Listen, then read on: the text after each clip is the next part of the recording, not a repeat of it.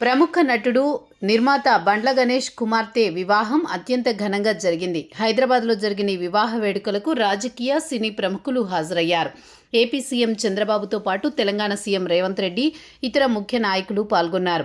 వివాహ వేడుకల్లో AP CM చంద్రబాబును చూసిన బండ్ల గణేష్ భావోద్వేగానికి గురయ్యారు, కన్నీళ్లు పెట్టుకున్నారు. ప్రముఖులు హాజరైన క్రమంలో వారికి ఆత్మీయంగా ఆహ్వానం పలుకుతూ చాలా ఉల్లాసంగా కనిపించారు.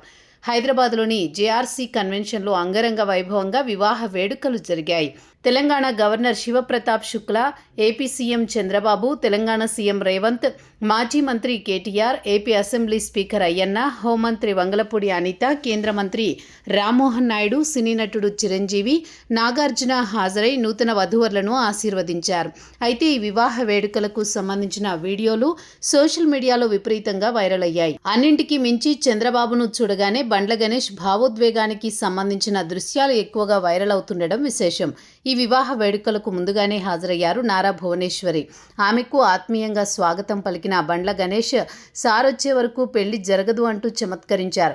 సారొచ్చాక మాత్రమే పెళ్లి జరుగుతుందని వ్యాఖ్యానించడం విశేషం.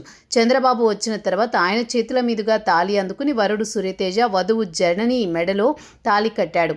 ఈ క్రమంలోనే కన్నీళ్లు పెట్టుకున్నారు బండ్ల గణేష్. దీంతో పక్కనే ఉన్న నటుడు బ్రహ్మాజీ ఆయనను ఊరడిస్తున్న వీడియో సోషల్ మీడియాలో వైరల్ అవుతోంది. బండ్ల గణేష్కు చంద్రబాబు కుటుంబంతో మంచి సంబంధాలున్న సంగతి తెలిసిందే. ప్రతి సందర్భంలో చంద్రబాబు పట్ల తన అభిమానాన్ని చాటుకుంటూ వచ్చారు బండ్ల గణేష్. అప్పట్లో చంద్రబాబు అరెస్టు సమయంలో ఎమోషనల్ అయ్యారు. చాలా బాధపడి వ్యాఖ్యానాలు చేశారు. మొన్ననే అందుకు సంబంధించిన మొక్కు తీర్చుకున్నారు. హైదరాబాద్ నుండి తిరుపతికి పాదయాత్రగా వెళ్లి మొక్కు తీర్చుకోవడం విశేషం.